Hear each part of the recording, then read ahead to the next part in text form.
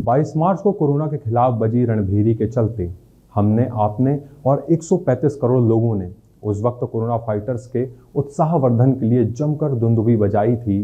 गजब का उत्साह और विश्वास था पूरे के पूरे देश को अपने कोरोना फाइटर्स और सरकार पर। लेकिन जबलपुर में कोविड-19 के इलाज के केंद्र बने संभाग के सबसे बड़े अस्पताल में जो हुआ है उससे हर कोई सोचने पर मजबूर हो चुका है। एक ऐसी घटना जिसने उन लोगों को भी आतंकित कर दिया है जिनके अपने कोरोना या किसी अन्य वजह से अस्पताल में हैं। क्योंकि जब कुछ कोरोना फाइटर्स स्ट्रीट फाइटर्स यानी सड़क छाप गुंडों सा व्यवहार करने लगे तो डरने और सोचने की जरूरत हो जाती है।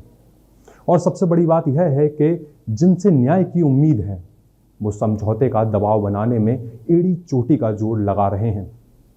आप मामले की संवेदनशीलता का अंदाजा खुद लगा सकते हैं। बहरहाल ये रिपोर्ट देखिए और सोचिए, क्योंकि जब चुप रहेगी जुबान खंजर तब लहू पुकारेगा आस्तीन का। चाहे डॉक्टर हो, नर्सिस हो, हॉस्पिटल का स्टाफ हो, दूसरों की सेवा में लगे हुए हैं। मैं चाहता हूं कि 22 मार्च रविवार के दिन हम ऐसे सभी लोगों को धन्यवाद अर्पित करें। ताली बजा करके, थाली बजा करके, घंटी बजा करके हम उनके प्रति अपनी कृतज्ञता व्यक्त करें, उनका हौसला बढ़ाएं, उनको सैल्यूट करें।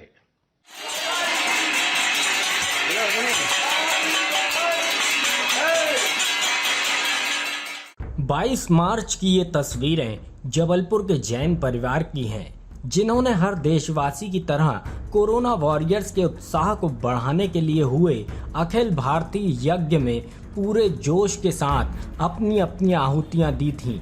कोरोना वॉरियर्स की सलामती और कोरोना का संकट जल्द टले, इसके लिए कई चिराग भी रोशन किए थे। पर इन्हें क्या पता था कि तालियों, थालियों और चिरागों के बदले इन्हें गालियां और बेरहमी से पिटाई मिलेगी।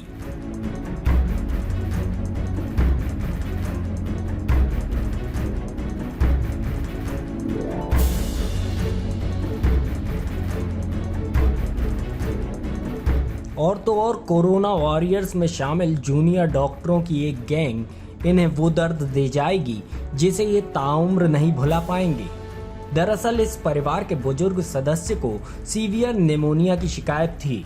शुरुआत में उन्हें कोरोना संदिग्ध मानकर इलाज चल रहा था। रिपोर्ट नेगेटिव आने के बाद उन्हें मेडिसिन डिपार्टमेंट में दाखिल कराया गया, जहां ऑक्सीजन न मिल पाने के कारण उनकी मौत हो गई। परिजन की मौत से व्यथित इस परिवार के साथ फिर क्या हुआ, आप खुद सुन लीजिए।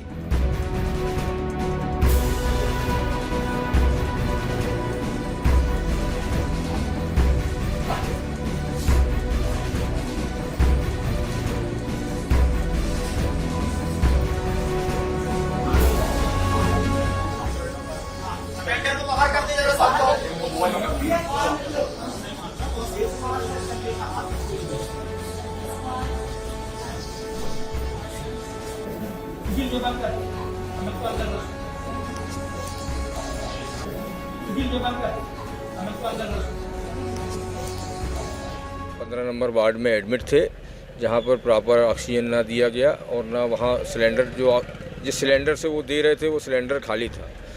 अभी ये सब की प्रक्रिया की हमारे भतीजे ने जब वीडियोग्राफी करना चाहे कि हम आगे कार्रवाई करेंगे या कुछ भी करेंगे, तो वहाँ के जो डॉक्टर्स थे उन्होंने जो है बड़ी अभद्रता से उस बात को रोका। जब वो रोका तो बात थोड़ी सी यहाँ से वो हुई और फिर उन्होंने एक समूह बनाकर हम लोगों को दरवाजे बंद करके वार्ड के पूरे दरवाजे बंद किए, उसके बाद लाइट ऑफ की और एक साथ एक एक व्यक्ति पे 5-5, 6-6 लोग टूट पड़े। उसके परिणाम ये है, वहाँ का मोबाइल, हमारे भतीजे का मोबाइल तोड़ डाला, इसका छोटे भाई का एक मोबाइल छीन के ले गए, मेरे गले की चेन छीन के ले गए।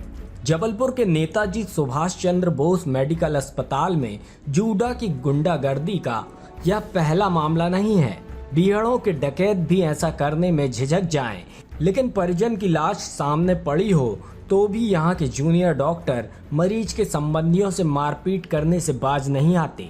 सख्त कार्रवाई हो, इससे पहले ही हड़ताल की धमकी।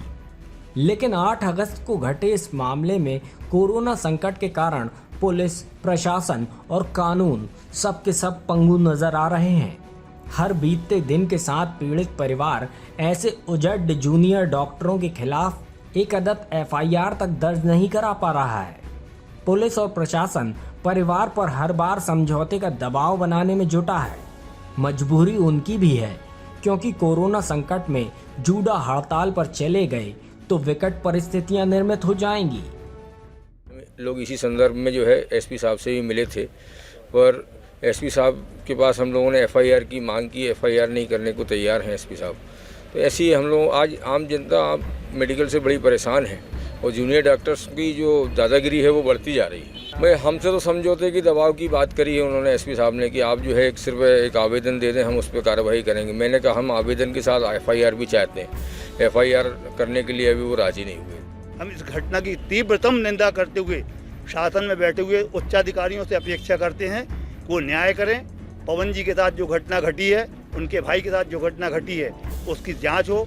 पवन जी की जो सोने की चेन गले से गायब हुई है, उनका जो मोबाइल तोड़ा गया है, उनके जो पैसे निकाले गए हैं, इस पर आपराधिक मामला दर्ज करते हुए दोषी जो भी व्यक्ति है उनके खिलाफ कार्रवाई, उनकी गिरफ्तारी हो, ये हमारी मांग है। सवाल यह भी है कि क्या कोरोना संकट के कारण किसी व्यक्ति से उसके संवैधानिक उपचारों का अधिकार भी छीन लिया जाएगा?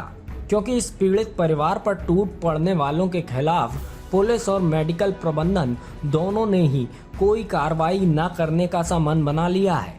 जरा सोचिए, इस घटना से उन लोगों पर क्या गुजर रही होगी जिनके परिजन कोरोना या किसी अन्य बीमारी के कारण अस्पताल में भर्ती हैं।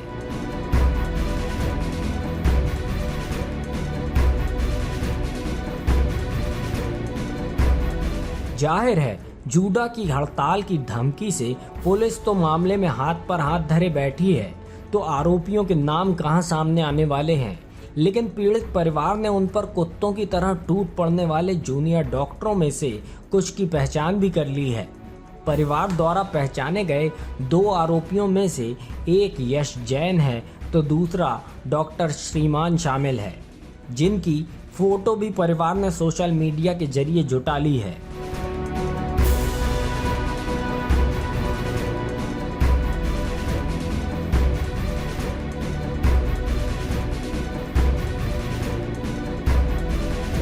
डॉक्टरों को धरती के भगवान का दर्जा दिया जाता है, लेकिन जबलपुर मेडिकल अस्पताल के जूनियर डॉक्टरों का आए दिन किया जाने वाला व्यवहार यह कहने को मजबूर कर रहा है कि पढ़ लिख कर आदमी धरती का भगवान तो बन सकता है, लेकिन डॉक्टर के शॉर्ट फॉर्म के आगे गधे का जोड़ दिया जाए तो वह डॉग कहलाया जा सकता है।